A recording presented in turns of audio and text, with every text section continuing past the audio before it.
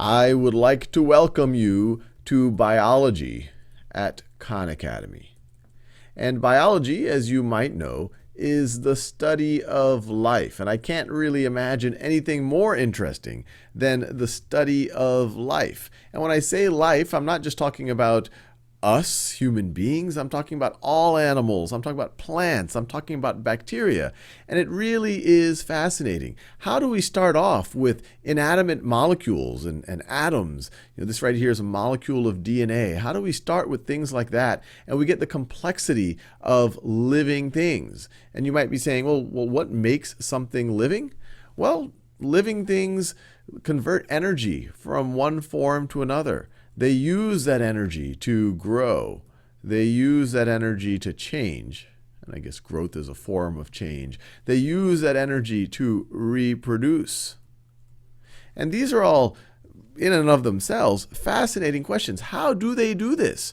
We look around us. How do we, eat a muffin? And how does that allow us to move around and think and do all the things we do? Where did the energy from that muffin come from? How are we similar to a plant or an insect? And we are eerily or strangely similar to these things. We actually have a lot more in common with that tree outside your window or that insect, that bee that might be buzzing around than you realize. Even with the bacteria that you can only even see at a microscopic level. In fact, we have so much bacteria as part of what makes us us. So these are fascinating questions. How did life even emerge?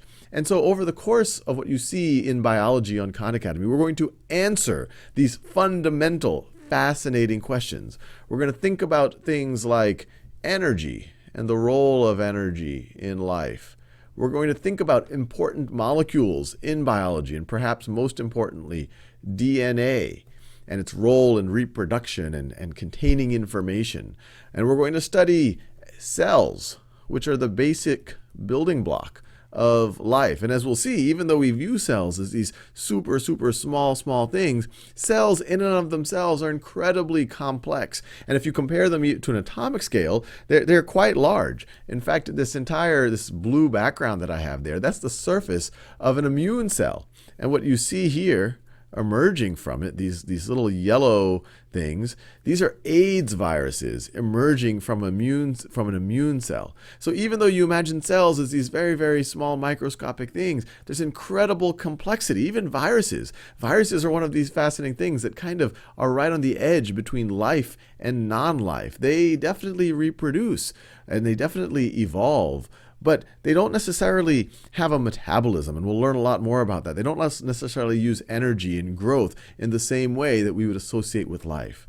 And then perhaps one of the biggest questions of all is, how did life come about? And we will study that as we look at evolution and natural selection. So welcome to Khan Academy's biology section. I think you're going to find it fascinating. You're going to realize that biology in some way is the most complex of the sciences, and in a lot of ways the one that we understand the least. It's going to be built on top of chemistry, which in turn is built on top of physics, which in turn is built on top of mathematics. And biology is one where, frankly, even in the last 100 years, we're just starting to scratch the surface of understanding it. But what's really exciting is where the field of biology is going. As we understand things at a deeper level, at a molecular level, we're going to start thinking about how can we even do things like engineer biology or affect the world around us. It's going to raise all sorts of fascinating and deep and ethical questions.